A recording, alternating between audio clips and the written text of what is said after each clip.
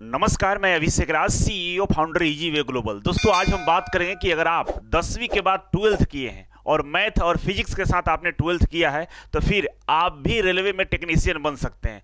आप एक बेहद ही बेहतर नौकरी के तलाश में हैं और 12th आपने किया है फिजिक्स और मैथमेटिक्स के साथ, तो आपके लिए रेलवे इंतजार कर रहा है। और रेलवे में आपको पता होगा कि टेक्नीशियन की जो भर्ती है उसमें हजारों की संख्या में सीट आता है। पिछला जो भर्ती था उसमें टेक्नीशियन की लगभग 30 से 35 हज़ार सीटें थी और उसमें 12th पास करने वालों को भी संख्या जो था, सीटों की संख्या हजारों में था। तो आपके लिए भी एक बेस्ट अपॉर्चुनिटी है रेलवे में जाने का। तो चलिए इसके बारे में हम समझेंगे कि आपको 12th पे अगर आप अप्लाई करते हैं एज टेक्नीशियन रेलवे में तो आपको कौन सा डिपार्टमेंट मिलेगा, आपको किस तरह के काम करना होगा, आपके लिए सिलेबस क्या रहेगा, फॉर्म कब आएंगे और तैयारी कैसे करना होगा। ये तमाम जानकारी आपको हम देने वाले हैं। इससे पहले आप सभी को बताना चाहेंगे कि इजी वे कोचिंग की तरफ से रेलवे के जो बैच है उस पर हैवी डिस्काउंट अभी भी जारी है। आप जाकर कोर्स को परचेज कर सकते हैं। हमारे एप्लीकेशन को डिस्क्रिप्शन बॉक्स में लिंक है, उससे डाउनलोड कर लीजिए इजी वे का एप्लीकेशन। और उस पर रेलवे का जो 5 से 7 हज़ार के कोर्स थे उसको 2900 रुपये कर दिया गया है, 2900 रुपये मात्र। तो आप जाकर परचेज कर सकते हैं क्योंकि बहुत बड़ी भर्ती आने वाली है। पहले से अगर आप तैयारी करेंगे तो आसानी से तैयारी कर पाएंगे क्योंकि बहुत ज़्यादा सब्जेक्ट पढ़ना है, अभी से तैयारी में लगिए। इसके अलावा इंजीनियरिंग, ड्राइंग और बेसिक साइंस का क्लासेस सेपरेट भी दिया जा रहा है, उसको भी आप परचेज कर सकते हैं। तो चलिए शुरुआत करते हैं, ठीक है। आइए एक नज़र देखते हैं कि आपका जो क्वालिफिकेशन है उसके अकॉर्डिंग आपके लिए कौन सा डिपार्टमेंट मिलने वाला है, ठीक है। तो देखिए यहाँ 12th होना चाहिए आपका फिजिक्स और मैथमेटिक्स के साथ, ठीक है ना। फिजिक्स मैथमेटिक्स होना कंपलसरी है। और मैथमेटिक्स के अलावा अगर आप बायोलॉजी है चलेगा, केमिस्ट्री है चलेगा, लेकिन ये 2 सब्जेक्ट मैथ और फिजिक्स होना चाहिए, तब जाकर आप रेलवे में टेक्नीशियन बन सकते हैं, ठीक है ना। ये देखिए 2 लोग खूबसूरत लोग रेलवे में टेक्नीशियन हैं। आपको भी इसी तरह से खूबसूरती दिखाई देगी जब रेलवे टेक्नीशियन आप बनेंगे, ठीक है। तो आगे बढ़ते हैं। पहला जो आपके लिए जो डिपार्टमेंट होता है वो होता है टेली कम्युनिकेशन, ठीक है ना। टेली कम्युनिकेशन टेक्नीशियन के रूप में आपको नौकरी दी जाती है। और ये जो टेली कम्युनिकेशन टेक्नीशियन आप बनते हो टेक्नीशियन ग्रेड 3 का होता है, ठीक है। कौन सा होता है? टेक्नीशियन ग्रेड 3 का। और आपका जो डिपार्टमेंट होता है टेली कम्युनिकेशन डिपार्टमेंट होता है और इसमें आपको दी जाती है टेली कम्युनिकेशन टेक्नीशियन का पद, ठीक है।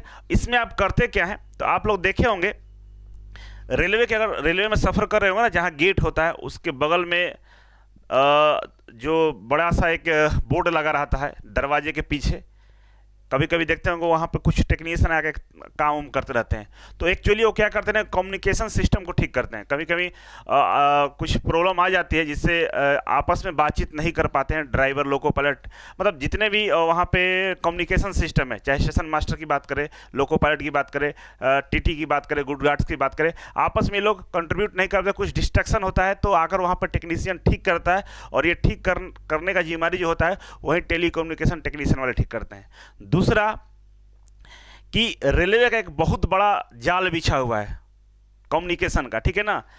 पटना रेलवे स्टेशन से डायरेक्ट बनारस बात कर सकते हैं, दिल्ली बात कर सकते हैं। ये लोग आपस में एक दूसरे का डेडिकेटेड कम्युनिकेशन करते हैं, ये मोबाइल से बात नहीं करते, इनका खुद का अपना एक कम्युनिकेशन सिस्टम है, उससे ये लोग आपस में बातचीत करते रहते हैं। उनकी सारी इन्फॉर्मेशन, ट्रेन को ट्रैक करना, ट्रेन कहाँ पे है, कैसे है, किस परिस्थिति में चल रही है, इन लोग का अपना एक नेटवर्क है, ठीक है ना। उस नेटवर्क का उपयोग करके ये सारी इन्फॉर्मेशन इकट्ठा करते हैं और इस इन्फॉर्मेशन को सुचारू रूप से चलाने के लिए पूरी जिम्मेवारी इसी टेक्नीशियन पर आता है जिसका नाम है टेली कम्युनिकेशन टेक्नीशियन, ठीक है।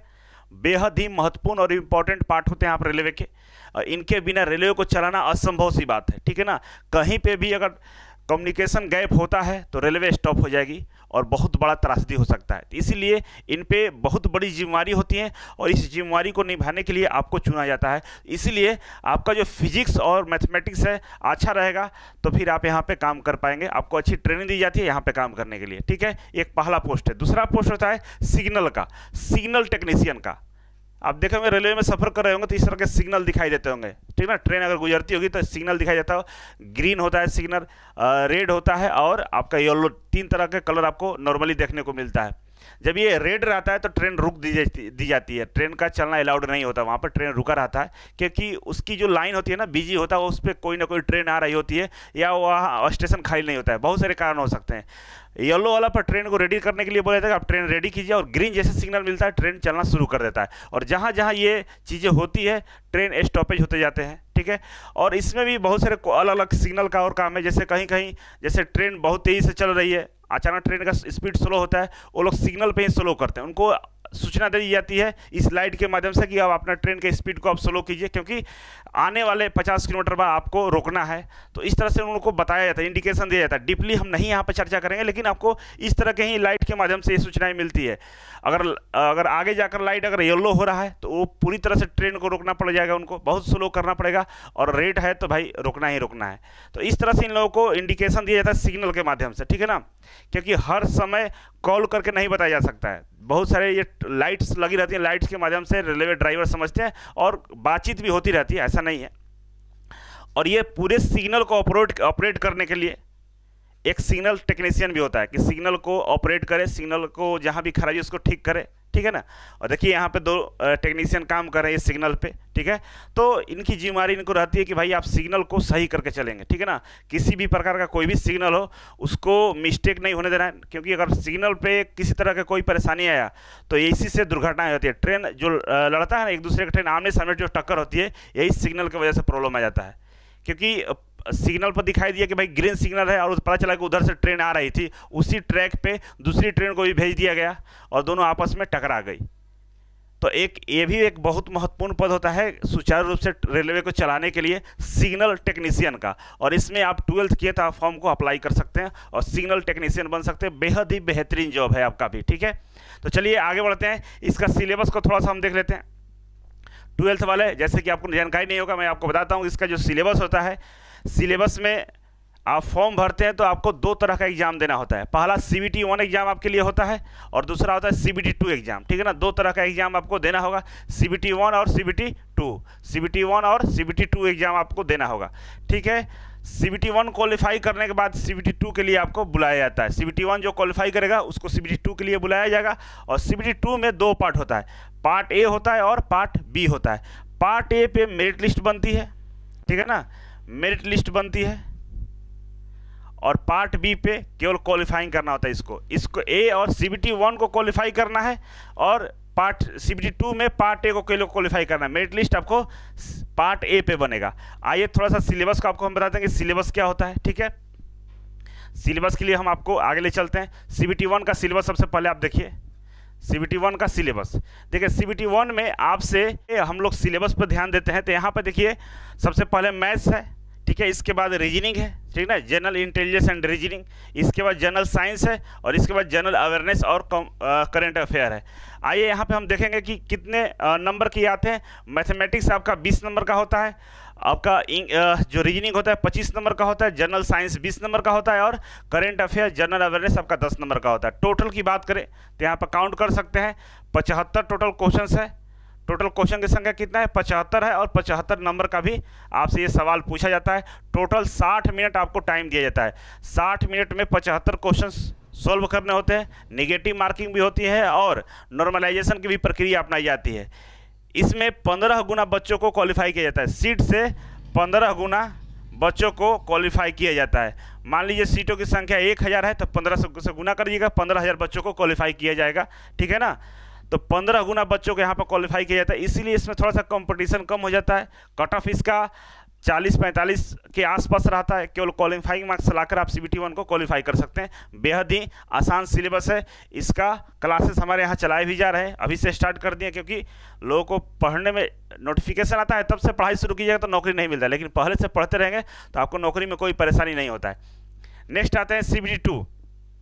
आपका CBT स्टेज 2 जो एग्जाम होता है, जिसको CBT 2 बोलते हैं, इसका सिलेबस देखिए। इसमें जो पार्ट ए है उसके बारे में हम समझते हैं। पार्ट ए में जो CBT 1 का जो सिलेबस था ना, सेम यहाँ पर कॉपी किया गया, केवल एक सब्जेक्ट को चेंज किया गया, basic science and engineering drawing को, ठीक है ना। बाकी ऊपर के तीनों सेम है। जैसे general awareness and current affair 10 number का यहाँ पूछेगा, ठीक है। इसके अलावा जनरल इंटेलिजेंस एंड रीजनिंग यहाँ 25 नंबर का पूछेगा। मैथमेटिक्स आपका 25 नंबर का पूछेगा। ये तीनों सब्जेक्ट CBT 1 में भी थे और यहाँ भी हैं, तो सेम सिलेबस है। एक्स्ट्रा आपका basic science and engineering drawing आता है जो 40 नंबर का होता है, ठीक है। अब ये जो 40 नंबर का है बेसिक साइंस और इंजीनियरिंग ड्राइंग, इसका भी क्लास सेपरेट दिया जा रहा है अलग से। अगर आपको अलग से करना होगा केवल इसी का, तो इसका भी कर सकते हैं। 1200 रुपये प्राइस है जो डिस्काउंट में चल रहा है। आगे जाकर ये 1500 से लेकर 2000 रुपये हो सकता है, तो इसीलिए आप इसे भी परचेज करके पढ़ाई कर सकते हैं। अब ये जो क्वेश्चंस की संख्या की बात करते हैं, यहाँ पर क्वेश्चन जोड़ेंगे तो टोटल 100 क्वेश्चंस है, ठीक है। टोटल कितना है? 100 क्वेश्चंस है टोटल, और 100 नंबर का ये होता है, ठीक है। 100 क्वेश्चंस है और 100 नंबर का होता है, और इसके लिए आपको 90 मिनट टाइम दिया जाता है। इसके लिए कितना टाइम देता है आपको? 90 मिनट टाइम दिया जाता है। 90 मिनट में आपको यहाँ पे 100 क्वेश्चंस करना होता है, और इसी से मेरिट लिस्ट बनती है। इसी से क्या होता है? मेरिट लिस्ट बनाया जाता है, और ये आपका रहा सब्जेक्ट, ठीक है। अब आगे बढ़ेंगे। नेक्स्ट है हमारा CBT 2 का, स्टेज 2 का CBT 2 का पार्ट बी, और पार्ट बी को हम समझेंगे यहाँ पे। पार्ट बी में क्या होता है कि आपके ट्रेड से प्रश्न पूछे जाते हैं, जो रिलेवेंट ट्रेड होता है। आपका मैथ और फिजिक्स से आपने 12th किया है, तो आपको ITI का कोई एक ट्रेड का चुनाव करना पड़ेगा। कोई ITI का एक ट्रेड का चुनाव करना पड़ेगा, और उसी के तहत आपको एग्जाम देना पड़ेगा। तो जो भी ITI का ट्रेड वहाँ पे ऑप्शन में होगा, उस ऑप्शन को आप चॉइस करेंगे और उसी का तैयारी करना होगा। मेनली फिटर इलेक्ट्रीशियन इसी तरह का ट्रेड होता है, इसमें से आप किसी को चुन सकते हैं और पढ़ाई कर सकते हैं।